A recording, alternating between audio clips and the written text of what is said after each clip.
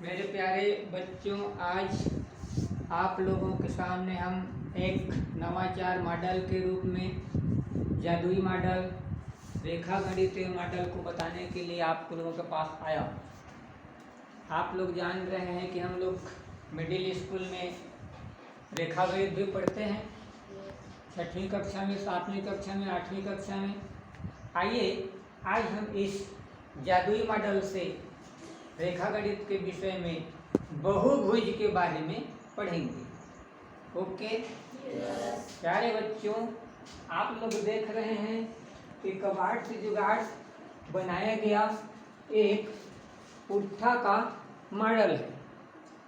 पुट्ठा फेंके गए को हम लाए हैं, यहाँ पर ड्राइंग शीट को चिपका दिए और सजा करके इसको हम मॉडल बना दिए और यहाँ पर एक वृत्त बना दिए हैं। और इस वृत्त में पूरा वृत्त 360 अंश का होता है, उसको हम 10-10 अंश में बांट दिए हैं। प्रत्येक 10 अंश पर पिन लगा दिए हैं बच्चों, तो 2 पिन के बीच में 10 अंश का अंतर है, तो ये 36 हिस्सों में बटा हुआ है 10-10 अंश का, तो 36-360 अंश होता है। इस वृत्त में आप लोगों को हम इस रस्सी का खेल बताना चाहते हैं। ये मॉडल में सब काम को करने वाला हमारा जो असली उपकरण का जो मुखिया है, ठीक है, तो इस मुखिया को हम क्या कहते हैं? रस्सी कहते हैं। अब मान लीजिए हम इस रस्सी में यहाँ पर क्या किए हैं, हम लोग यहाँ पर त्रिज्या के रूप में इतना फैला दिए प्रकार को यहाँ रखोगे, इतना फैलाओगे, इस तरह से आप लोग खींचोगे तो क्या बन जाता है? वृत्त बनता है। तो वृत्त बनने से यहाँ पर देख लीजिए आप लोग गोलाई, जब वृत्त खींचेंगे तो क्या होता है? इस तरह से गोलाई रूप में हमें आकृति प्राप्त होती है। इस आकृति में ये जो आकृति हमको प्राप्त हुआ है, ये वृत्त का एक परिधि कहलाता है, परिधि, ठीक है। इस परिधि में अब हमको क्या करना है? आज के वीडियो में बहुभुज के बारे में पढ़ना है। बहुभुज माने बहुत से भुजाएं। 3 भुजा को त्रिभुज बोलते हो, 4 भुजा को चतुर्भुज बोलते हो, 5 वाला को पंचभुज, 6 वाला को षटभुज, 7 वाला को सप्तभुज, 8 वाला को अष्टभुज। इस तरह से जितना भी भुज बना सकते हैं आप लोग। तो हम उसको रेखा गणित में त्रिभुज चतुर्भुज के बाद जितने भी भुज वाले होते हैं, हम उसको सबको बहुभुज बोलते हैं। क्या कहते हैं? बहुभुज। आज हम ऐसे बहुभुज के बारे में पढ़ेंगे जिनके सभी भुजाएं आपस में बराबर होते हैं, तो उसको हम समबहुभुज कहते हैं। वो 8 भुजा का रहे, 10 भुजा का रहे, 15 भुजा का रहे, 20 भुजा का रहे, 6 भुजा का रहे, सब बराबर भुजा रहेंगे। तो इस वृत्त में बहुभुज पढ़ने के लिए मान लो हम लोगों को कोई कहता है 6 भागों में, 10 भागों में, 15 भागों में, इस तरह से हम बांटेंगे। मान लीजिए हम 6 भागों में बांटना चाहते हैं, ओके। पूरा गोलाई कितने अंश का होता है? 360। कितने भागों में बांटना है हमको? 6 भुजा में बांटना है। तो 6 भुजा में बांटने के लिए उसे हम 360 को 6 से भाग दे देंगे। सीधा सा उत्तर। किताब देखने की आवश्यकता नहीं है, रटने की जरूरत नहीं है, बार बार पढ़ने की आवश्यकता नहीं है। सामने में आप लोगों का मॉडल टंगा हुआ है, यहाँ पर आप कोई भी बेटे लोग आगे खड़े हो सकते हो, रस्सी को पकड़ सकते हो, उस काम को कर सकते हो। तो 6 भागों में हमको बांटना होगा। ये 36 भाग है। 36 भाग को 6 भाग करेंगे तो कितना भाग आएगा? 6 भाग। तो लीजिए हम वो काम को कर दे रहे हैं।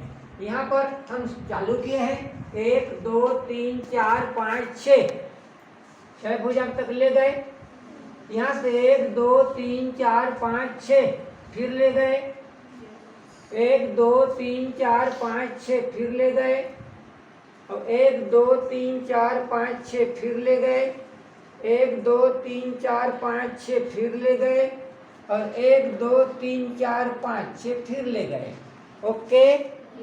अब आप लोग इसको देखिए, ये कितने भागों में बट गया बच्चों? 6 भागों में बट गया, और वो भी बराबर भागों में बटा है। बराबर भागों में बटा है। तो बराबर भागों में बटा है तो आप इनको भुजा कहते हैं। कितनी भुजाएं हैं गिन लीजिए, 6 भुजाएं हैं। 6 भुजाओं में से मान लो कोई एक भुजा को आप लोग मिला दीजिए, यहाँ से केंद्र में जाइए और केंद्र से वो भुजा तक चल दीजिए। ये देखिए, तब यहाँ से आप लोग देखिए कि कितने अंश का है उसको बताइए। 10, 20, 30, 40, 50, 60। इसका मतलब इस भुजा से जो केंद्र पर कोण बना है, यहाँ पर कोण, ये कोण कितने अंश का हो गया, 60 अंश। इस तरह से रस्सी को हम यहाँ मिला देंगे तो ये 60 अंश होगा, यहाँ मिला देंगे ये 60 अंश होगा। इस तरह से 6 भुजाओं पर 6 कोण बनेंगे। 6 कोण कितने अंश के हो जाएंगे, 60 अंश के होंगे। तो इस बहुभुज का नाम हो जाएगा समषटभुज।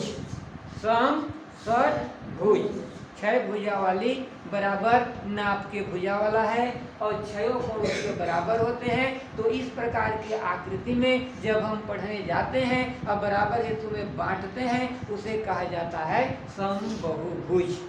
ओके, मान लीजिए इसको हम क्या करना चाहते हैं बच्चों, कोई बेटा कहता है कि इस बहुभुज को हम 6 हिस्सा में नहीं बांटेंगे और 3 हिस्सा में बांटेंगे। 3 हिस्सा में बांटेंगे तो 360 को 3 हिस्सा कर दीजिए, कितना आएगा, 360 को 3 भाग कीजिए, 120। हाँ, तो यहाँ से 120 गिनिए, 10, 20, 30, 40, 50, 60, 70, 80, 90, 100, 110, 120।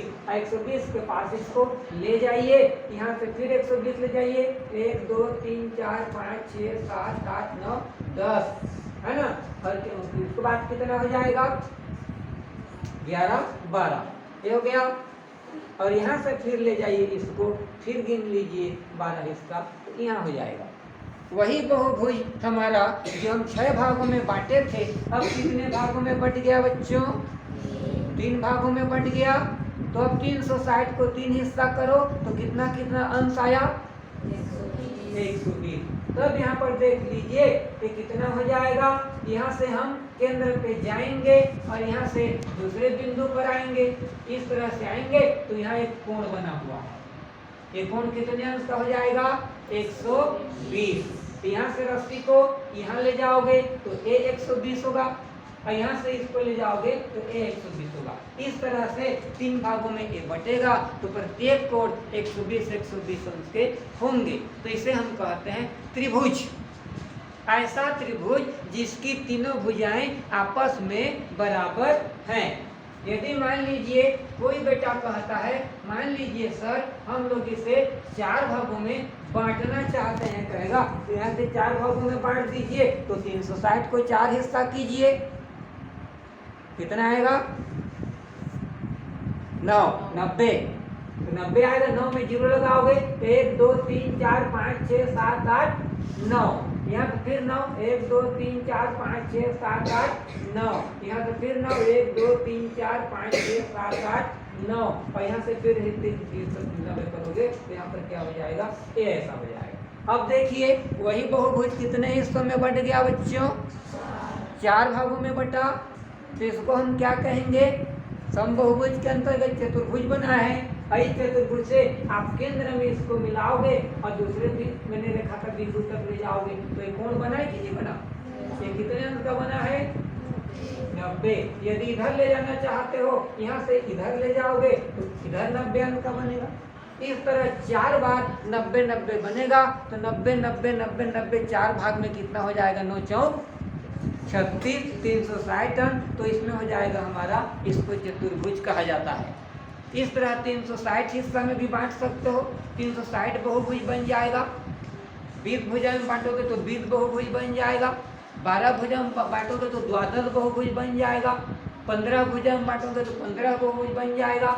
8 भुजा में बांटोगे तो समअष्टभुज बनेगा और 6 भुजा में बांटोगे तो समषटभुज बनेगा और 10 भुजा में बांटोगे तो समदशभुज बनेगा। इस तरह एक रस्सी के खेल से बहुभुज बनाने के लिए एक डायग्राम, एक चित्र, एक जादुई मॉडल में कितने भी प्रकार के भुजाएं और कोणों के बारे में हम जानकारी प्राप्त कर सकते हैं। वास्तव में ये कहलाएगा जादुई मॉडल, है ना? जादुई मॉडल समझ में आ गया ना? अब किताब देखने की जरूरत है क्या? कोण के बारे में जानना जरूरी है क्या? भुजा के बारे में कठिनाई हुई क्या? हमारे बेटे लोग स्वयं इस तरह से रस्सी के जादुई मालिक है। जादुई मॉडल का जादुई ट्रिक डिजिटल इंडिया में आप लोगों को डिजिटल भाषा में डिजिटल प्रकार के नवाचार द्वारा कबाड़ से जुगाड़ के तहत, शून्य निवेश के तहत हम लोगों को इस तरह से मॉडल के द्वारा पढ़ना है, पुस्तक के द्वारा नहीं। Okay, thank you. फिर अगला वीडियो में मिलेंगे। जय हिंद। जय हिंद।